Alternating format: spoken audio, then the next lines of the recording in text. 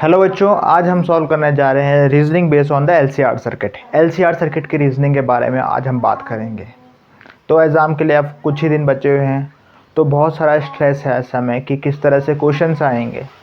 तो कॉन्सेप्ट मैंने बता दिया कि जो डेरिवेशन है वो नहीं आएगी, पर डेरिवेशन से रिगार्डिंग जो कॉन्सेप्ट्स होंगे, जो फार्मूला बनेंगे, वो आपसे पूछे जाएंगे। तो आप मेरे साथ आज क्या पढ़ेंगे, एलसीआर की थोड़ा रीजनिंग के बारे में बताऊंगा, ठीक है। तो मैं बता देता हूँ आज एलसीआर के बारे में। तो हमारे पास एलसीआर की बात होती है तो एल देखो, तो ये एल हो गया, ये सी हो गया और ये क्या हो गया, आर हो गया। एक बैटरी से कनेक्ट किया जाएगा, ठीक है।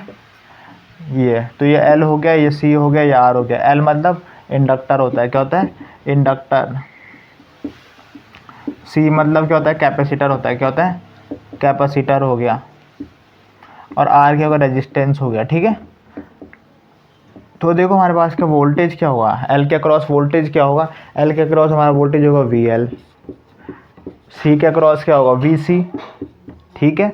और आर के अक्रॉस क्या होगा, वी आर।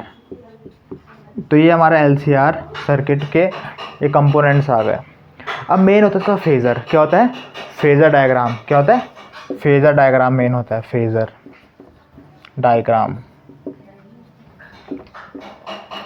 तो बेसिक फेज़र आपको बताता हूँ। हमारे पास ये सर्कल हो गया सपोज, ठीक है। अब हमारे पास ये है, हमारे पास क्या एक पॉइंट है, ये एक्स एक्सिस है, ये ईएमएफ हो गया और ये क्या हो गई, करंट हो गई। क्या हो गई, करंट हो गई, ठीक है। तो यानी कि हम इसको मान लेते हैं यहाँ से यहाँ तक का क्या होगा, ओमेगा टी एंगल है और यहाँ से यहाँ तक क्या हो जाएगा, फाई हो जाएगा, ठीक है। तो ईएमएफ कैसे दिया जाएगा, इंस्टेंटेनियस जो ईएमएफ होगा, इंस्टेंटेनियस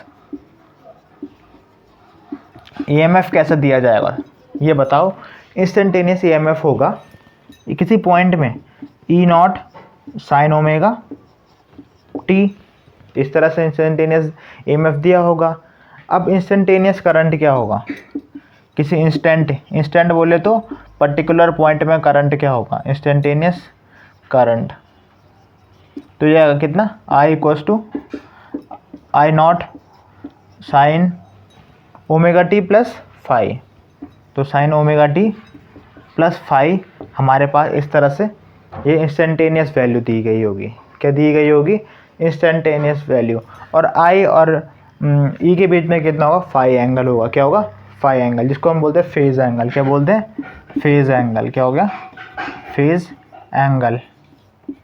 ओमेगा क्या होगा यहाँ पे, एंगुलर फ्रीक्वेंसी। क्या हो गया, एंगुलर फ्रीक्वेंसी हमारे पास ये हो गई, ठीक है। और टी इज अ टाइम। तो इतना समझ में आ गया। अब हम बात करेंगे किसकी, अब हम एलसीआर की बात करेंगे। क्या करेंगे, एलसीआर सर्किट के बारे में बात करेंगे।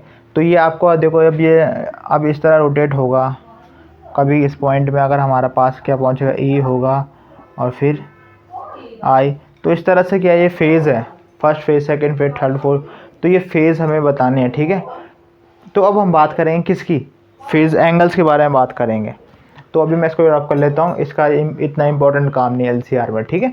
तो अब देखो कैसे होगा फेज़र डायग्राम एलसीआर का, देखो, ठीक है। एलसीआर का फेज़र डायग्राम कुछ इस तरह से बनेगा। ये हमारे पास क्या हो गया, अब हमें पता है वी एल क्या होगा, ऊपर की साइड होता है, कैपेसिटर नीचे होगा वी सी, ठीक है। लैग और लीड बताता हूँ कैसे कैसे करेंगे। ये हो गया वी आर, ये होगा आई करंट, ठीक है। अब ये हमारे पास क्या हो गया, दिस इज अ ईएमएफ। क्या हो गया, ईएमएफ हो गया। क्या हो गया, ईएमएफ हो गया। थोड़ा इसको और ऊपर बना देते हैं, ठीक है, नहीं तो यहाँ पे हमें कुछ एक और चीज़ करनी है। तो सपोज हमारे पास यहाँ पे ई हो गया, इनके बीच में एंगल कितना होता है, आई और ई के बीच में फाई एंगल होता है। क्या होगा, फाई एंगल। अब हमें देखना है ये वी सी है, क्या है, वी सी है। तो वी सी पाई बाय 2 से लैग करता है, ठीक है। देखो यानी कि हमारे पास क्या है, आई और वी सी के बीच में कितने का एंगल होगा, पाई बाय 2 का एंगल होगा, पाई बाय 2 का एंगल होगा। और वी एल और आई के बीच में क्या होगा, कितने का, पाई बाय 2 का ही एंगल होगा, ठीक है। यानी कि 90 इस तरह देख लो, ये 90 और ये 90, तो पाई बाय 2 लिखते हैं 90 को, ठीक है। π/2 लिखते हैं, क्योंकि पाई कितना होता है 180/2 दैट इज़ 90। तो समझ में आ गया। अब मैं आपसे पूछता हूँ, इसका थोड़ा पूरा डायग्राम कंप्लीट कर लेते हैं पहले, ठीक है। यहाँ पे हम मान लेते हैं ओ ए, ठीक है, पॉइंट हो गया। अब ओ ए पॉइंट देखो, हम यहाँ पे लिख सकते हैं VL माइनस VC। सपोज हमारे पास क्या है, जो वोल्टेज ऑफ इंडक्टर है वो ग्रेटर है किससे, कैपेसिटर से। क्या है, कैपेसिटर से। तो इसका फेज डायग्राम आ गया। क्या आ गया, फेज डायग्राम आ गया।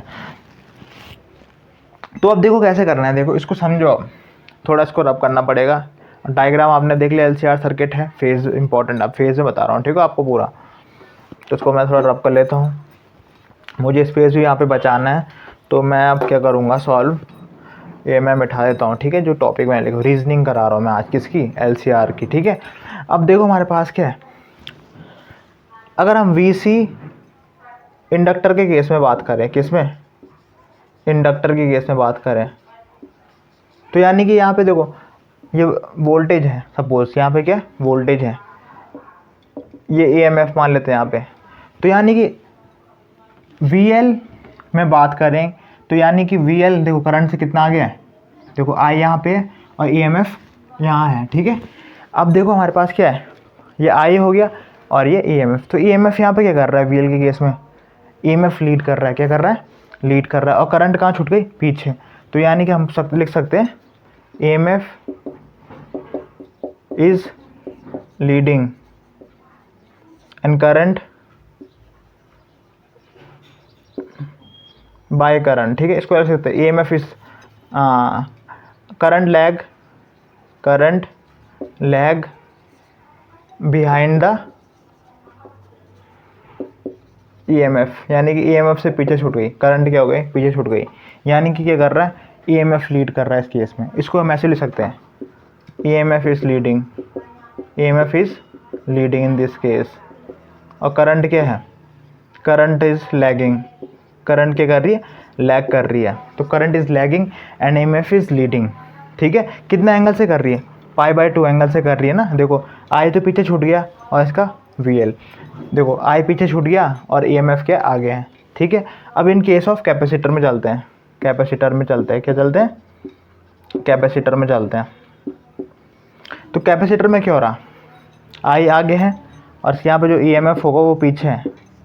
तो देखो EMF पीछे है और I आगे निकल गया यहाँ से, यानी कि यहाँ पे क्या कर रहा है, तो EMF is lag behind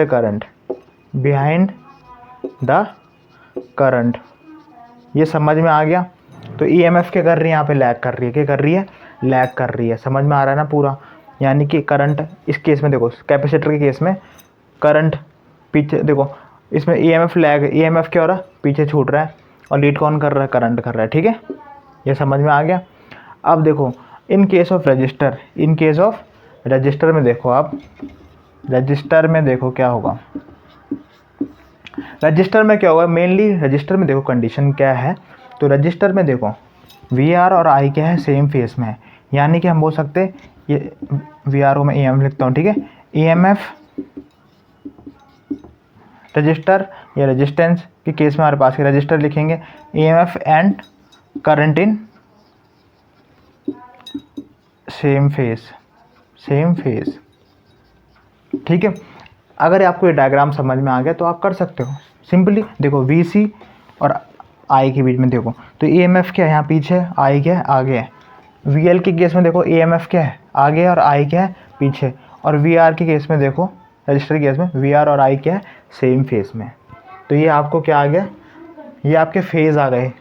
phase के रीजनिंग, लैग लीड कैसे कैसे हो रहा है ये आपको सब बताएंगे। अब अगला देखो क्वेश्चन कैसे होगा। अब इससे हम बात करेंगे किसकी, इसको मिटा लेते हैं।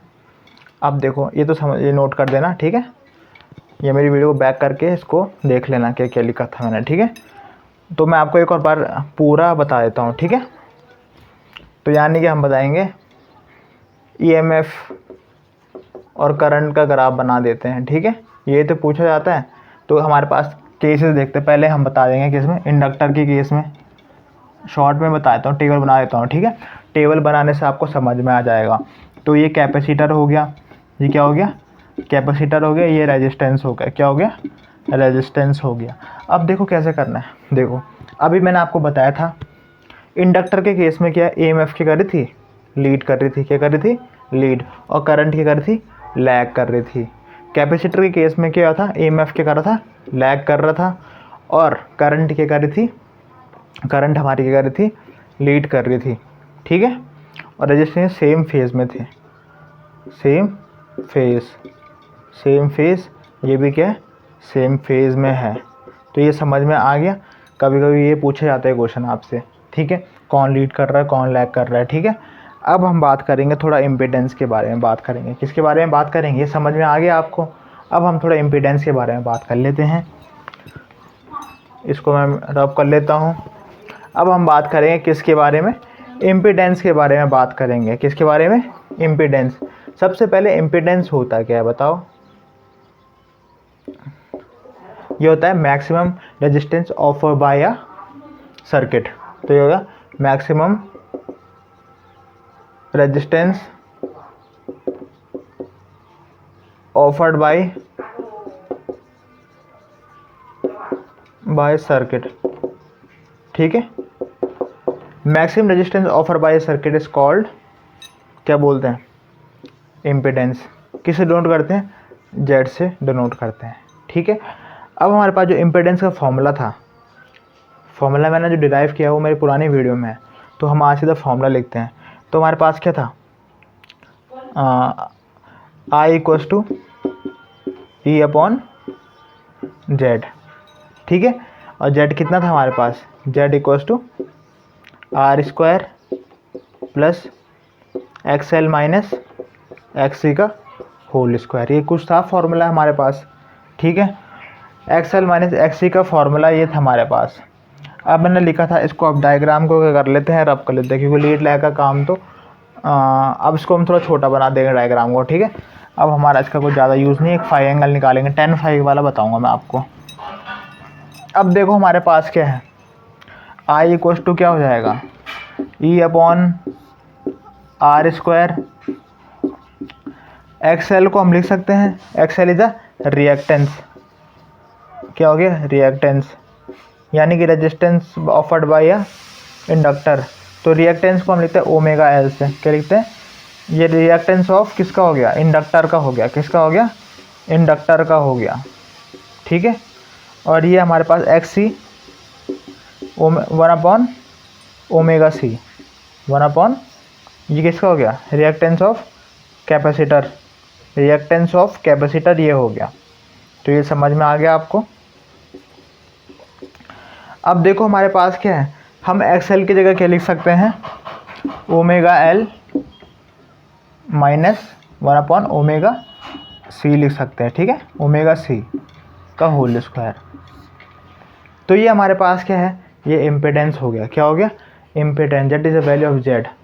अब देखो हमारे पास क्या बात आती है, अब इसको अब हम क्या करेंगे, इसको मैं थोड़ा साइड करके थोड़ा यहाँ पे एडजस्ट करने की कोशिश करो। इन केस अगर हमारे पास क्या है, ओमेगा एल किसके इक्वल हो जाता है, 1 अपॉन ओमेगा सी के इक्वल हो जाता है, तो उस केस में क्या होता है, उस केस में देखो मैं बताता हूँ आपको, आई इक्वल्स टू, ये बच जाएगा कितना, अंडर रूट आर स्क्वायर, क्योंकि omega L minus omega C that is equal to 0, बचेगा आर स्क्वायर, क्या बचेगा, आर स्क्वायर, इस आर से ये हट जाएगा, तो क्या बन जाएगा, ई अपॉन आर, क्या बन जाएगा, ई अपॉन आर। तो यानी कि हमारे पास जब क्या था, जो हमारे पास क्या इंडक्टिव रिएक्टेंस था किसके इक्वल बन गया था, कैपेसिटिव इंडक्टेंस के इक्वल बन गया, कैपेसिटिव इंडक्टेंस के रिएक्टेंस के इक्वल बन गया था, क्या था, इंडक्टिव रिएक्टेंस किसके इक्वल बन गया था, कैपेसिटिव रिएक्टेंस के इक्वल। तो ये कंडीशन जो होती है, ये रेजोनेंस की कंडीशन होती है, क्या होती है, अब थोड़ा ये साइड वाला मिटाना पड़ेगा, ये कंडीशन किसकी होती है बताओ, ये कंडीशन होती है रेजोनेंस की, किसकी, रेजोनेंस की, रेजोनेंस की। रेजोनेंस की कंडीशन क्या होती है, जब हमारे पास क्या होता है, करंट मैक्सिमम होता है सर्किट में और रेजिस्टेंस कम होता है, तो उस समय जो कंडीशन बनती है वो होती है रेजोनेंस की। क्या होता है, करंट बन जाती है मैक्सिमम, क्या बन जाती है, मैक्सिमम।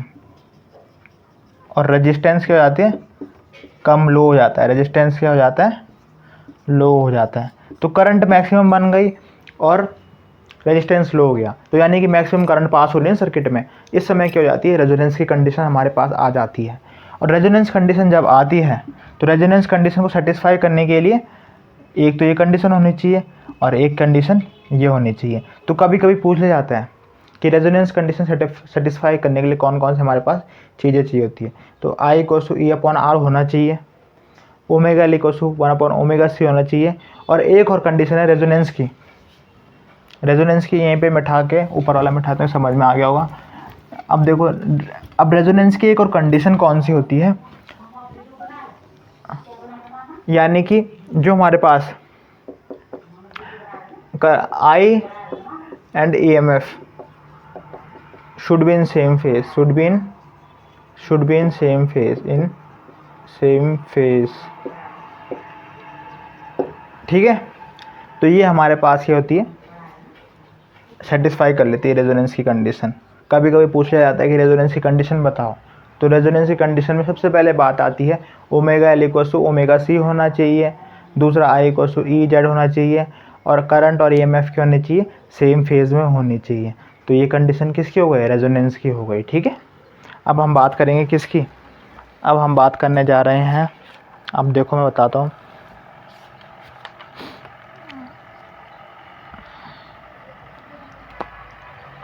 अब एक tan फाई वाला एंगल की बात कर लेते हैं, तो ये समझ में आ गया।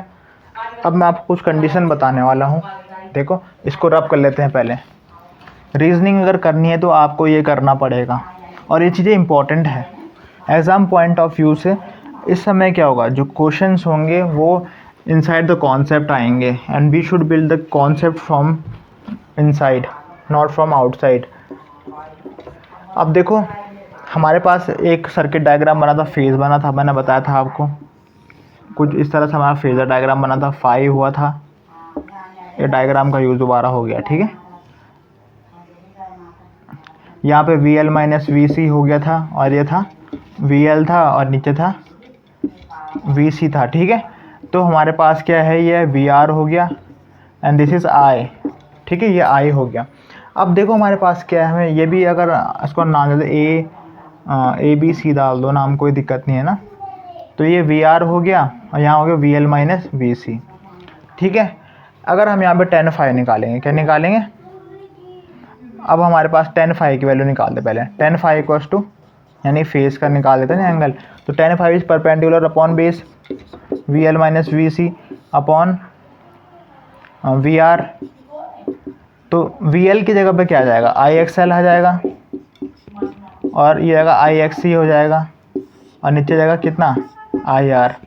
ये कॉमन ले लेते हैं, तो ये जगह आई एक्स एल माइनस एक्स सी, ये जगह आर, ये जगह आई, इससे ये कैंसिल हो जाएगा, तो X L minus X C upon R हमें मिल जाएगा।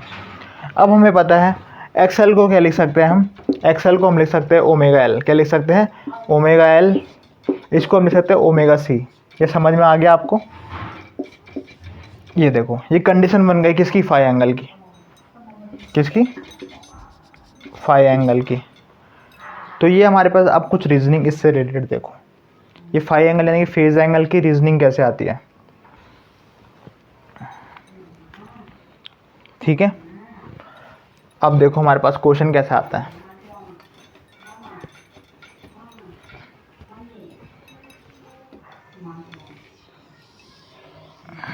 पहला जो केस है, केस वन है, ठीक है। केस वन देखो, केस वन में क्या है, अगर हमारे पास ओमेगा एल ग्रेटर होगा किससे, ओमेगा सी से, तो ओमेगा एल बड़ा है किससे, ओमेगा सी से, तो यानी कि क्या होगी, जो tan फाई की वैल्यू होगी क्या होगी, पॉजिटिव आएगी कि नेगेटिव आएगी। देखो ओमेगा एल बड़ा है, ये बड़ा है और ये छोटा है, तो क्या आएगी वैल्यू, पॉजिटिव आएगी, क्या आएगी, पॉजिटिव आएगी। अब ओमेगा एल बड़ा है, क्या है, ओमेगा एल बड़ा है, तो कॉमन सी बात है कौन लीड कर रहा है यहाँ पे, एल बड़ा है तो ईएमएफ लीड कर रहा है, यहाँ पे क्या कर रहा है, ईएमएफ लीड कर रहा है बाय करंट। ठीक है, ये समझ में आ गया। अब देखो हमारे पास दूसरा जो कॉन्सेप्ट है वो है, देखो दूसरा हमारे पास क्या, पहला केस तो हो गया, दूसरा देखो हमारे पास क्या है, omega L less than omega C. कभी बाई चांस इस तरह का कंडीशन आएगा तो इसमें tan फाइव जो होगा पॉजिटिव होगी नेगेटिव होगा। देखो ओमेगा एल अभी छोटा हो गया, क्या हो गया, छोटा, और ये बड़ा हो गया नेगेटिव वाला, तो यानी tan फाइव की वैल्यू क्या आएगी, tan फाइव की वैल्यू आएगी नेगेटिव, क्या आएगी, नेगेटिव आएगी tan फाइव की वैल्यू, किसकी, नेगेटिव आएगी tan फाइव की वैल्यू। अब देखो आगे कैसे, अब देखो थर्ड केस क्या हो जाएगा, when omega L is equals to 1 omega C. अभी मैंने बताया था ये किसी कंडीशन है, ये रेजोनेंस की कंडीशन है, किसकी है, रेजोनेंस की। तो रेजोनेंस क्या होता है एक बार फिर बताओ, रेजोनेंस कंडीशन, रेजोनेंस वो चीज़ है जब करंट क्या होता है सर्किट में मैक्सिमम होता है और रेजिस्टेंस क्या होता है बहुत कम होता है। तो यानी कि मैक्सिमम करंट जब सर्किट ऑफर करेगा that time the circuit is in resonance condition. ठीक है, अब हमारे पास क्या, omega L is equal to 1 omega C, ये हो गया। अब देखो हमारे पास क्या है, अब omega equal to omega C, तो tan ये 0 हो जाएगा और tan फाइव भी क्या आ जाएगा, पॉजिटिव आ जाएगा, क्या आ जाएगा, पॉजिटिव आ जाएगा। और इस केस में क्या होगा, current and EMF in same phase, current and EMF in phase, ठीक है, सेम फेज, सेम लिख देता हूँ ब्रैकेट में। ठीक है, तो ये वैल्यूज़ हमारे पास tan फाइव की आ गई है। ठीक है, तो ये tan फाइव की बात हो गई है। अब थोड़ा और बात करते हैं आगे। ठीक है, अब हम किसकी बात करते हैं, फ्रीक्वेंसी के बारे में बात करेंगे, रेजोनेंट एंगल फ्रीक्वेंसी के बारे में बात करेंगे। यानी कि देखो इसको रब कर लें, पहले इतना समझ में आ गया, जब वैल्यूज़ आ गए क्वेश्चन में पक्का पूछेंगे tan फाइव पॉजिटिव, जब देखो V L minus V case पूछ लिया बाई चांस, ठीक है, एजर्सन रीजन में आएगा तो किस तरह से आपको करना है ये, तो ये चीज़ आपको समझ में आ गई। मैं आपको आगे पढ़ाऊँ तो इसको मैं रब कर लेता हूँ इस साइड वाले को, तो उसको आप नोट कर लेना अब तक। ठीक है, अब मैं आपको एक और चीज़ बताने जा रहा हूँ। ठीक है, किसके बारे में, ओमेगा एंगुलर फ्रीक्वेंसी के बारे में बताने जा रहा हूँ। ठीक है,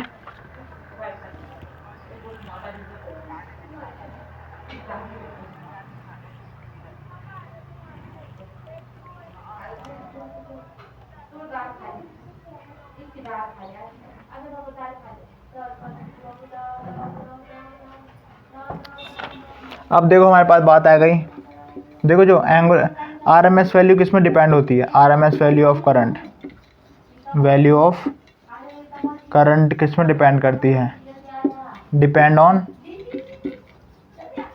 एंगुलर फ्रीक्वेंसी, किस में होती है, एंगुलर फ्रीक्वेंसी। ठीक है, देखो अगर इन केस हमारे पास क्या हो गया, ओमेगा क्या है, अगर हाई होगा, ओमेगा की वैल्यू हाई होगा तो कैपेसिटिव जो रिएक्टेंस है यानी कि जो एल है वो भी हाई होगा, और क्या होगा, सी क्या होगा, लो हो जाएगा। ठीक है, तो एंगुलर फ्रीक्वेंसी केस में क्या होगा, जो यहाँ पे जो एल है, एल फॉर इंडक्टेंस, इंडक्टर है, और ये क्या हो गया, कैपेसिटर है। ठीक है, ये एंगुलर फ्रीक्वेंसी है, एंगुलर फ्रीक्वेंसी हो गई। ठीक है, अब मैं बात करूँगा किसकी, अब मैं आपको बताता हूँ कैसे कैसे ये होगा। ये मैंने आपको लिख दिया यहाँ पे,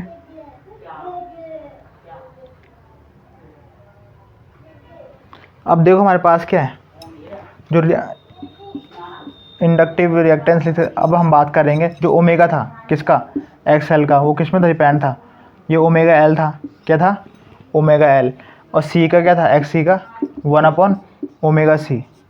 तो देखो इसमें अगर ओमेगा ऊपर बढ़ रहा है तो ये भी क्या होगा, बढ़ेगा ना, क्योंकि ओमेगा क्या है, ऊपर है, इस पर रेसिप्रोकल में, तो यहाँ पे रिएक्टेंस क्या होगा, कम होगा। तो यानी कि एंगुलर फ्रीक्वेंसी बढ़ेगी तो उसका रिएक्टेंस, एक्सएल का रिएक्टेंस बढ़ेगा और एक्ससी का रिएक्टेंस क्या होगा, कम होगा, क्या होगा, कम होगा। तो ये आपको केस समझ में आ गया। अब थोड़ा आगे देखो, एक और केस आपको बताता हूँ।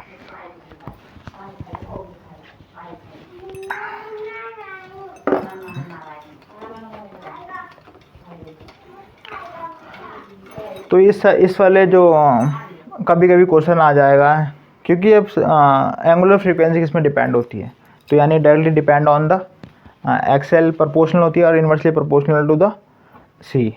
ठीक है, अब देखो केस क्या है, देखो आगे बढ़ो और केसेस देखते हैं। अब हमारे पास एक omega equals to omega naught, इसको हम बोलते हैं resonant angular frequency, resonant angular frequency.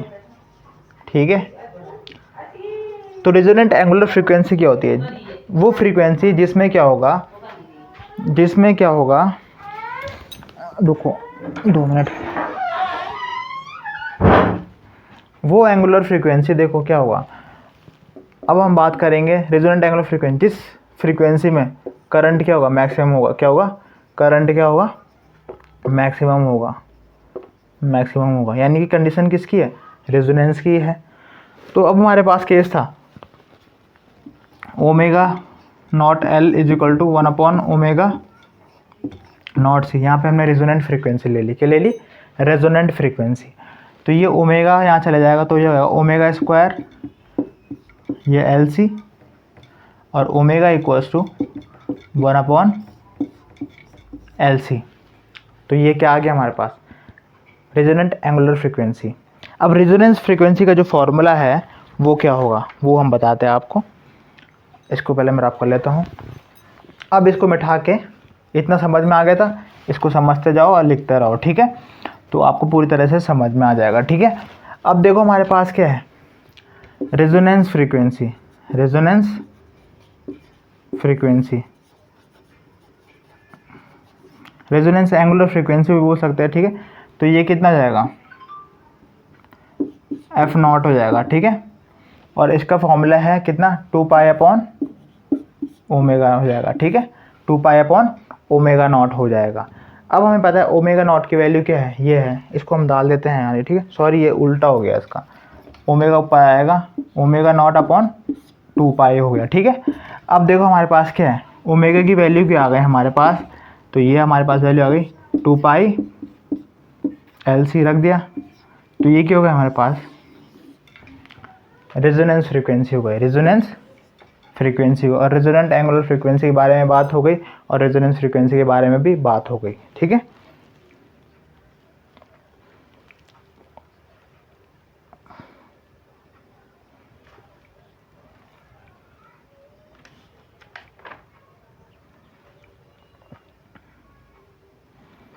अब हम क्या करेंगे, पहले इसको आप समझ लेना।